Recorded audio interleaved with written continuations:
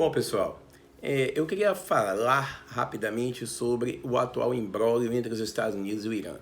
Primeiro, é necessário que saibamos que a ruptura das relações diplomáticas entre Estados Unidos e o Irã deu-se em 1979, quando naquele país, Irã, aconteceu a Revolução Islâmica que derrubou o Shah Reza Pahlavi, colocando no poder o Ayatollah Khomeini, transformando o Irã em um país aberta e francamente rival dos Estados Unidos, e também, naquele momento, o Irã passou a adotar uma postura extremista, uma postura anti-americana e uma postura de apoio ao terrorismo islâmico, de apoio ao terrorismo internacional.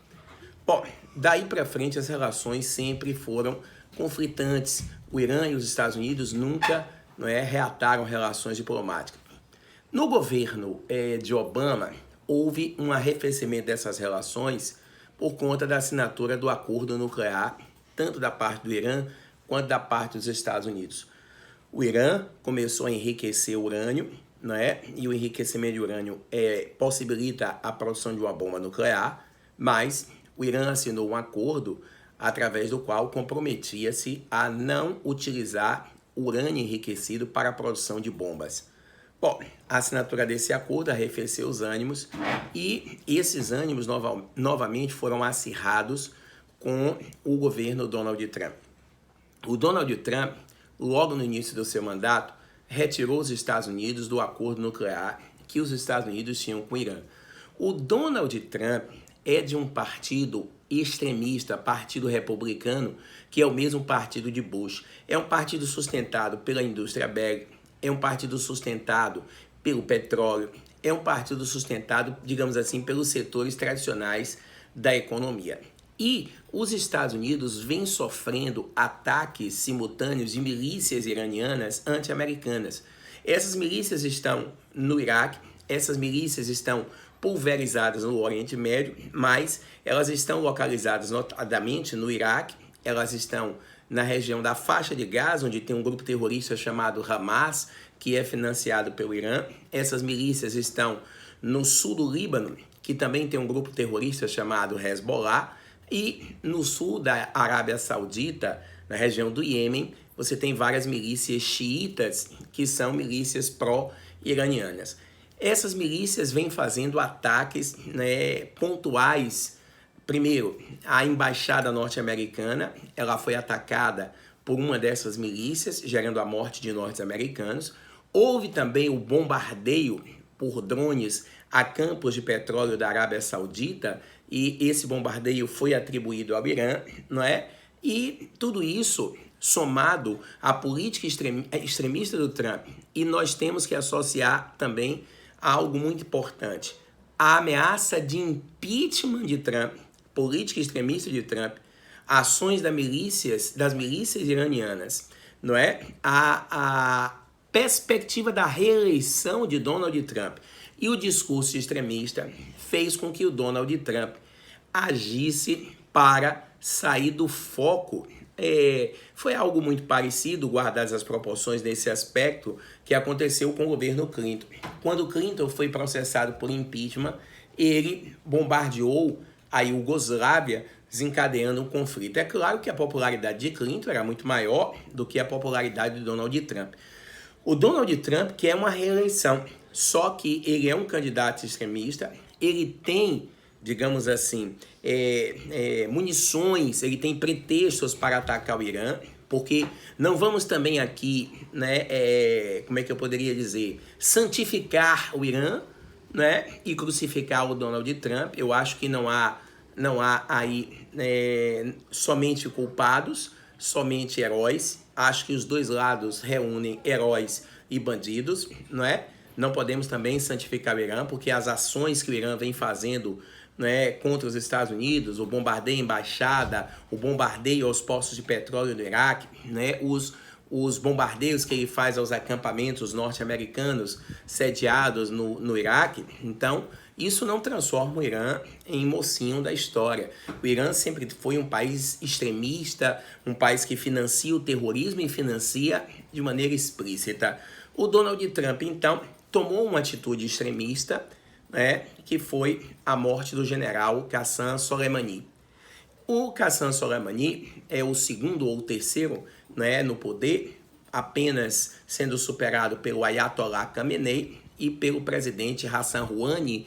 Você tem o ex-general Soleimani. Soleimani foi morto, não é? E ele está sendo vitimizado pela mídia oriental, mas o Soleimani, ele é responsável pela organização de vários atentados. Ele está por trás, né? Ele é o cérebro de vários atentados contra o Ocidente, não é? E atentado terrorista e atentado terrorista injustificável.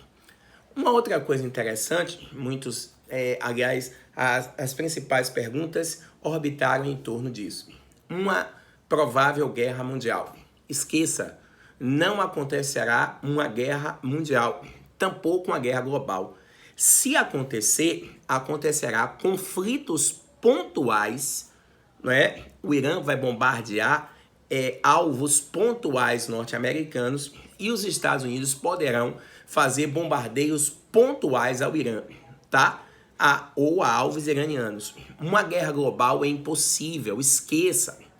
A Rússia e a China, aliadas do Irã, já estão entrando em ação para arrefecer os ânimos. E a própria turma do Deixa Disso, pró-ocidental da União Europeia, já está entrando em ação para arrefecer os ânimos de Donald Trump. Então, não há nenhum risco de uma guerra global.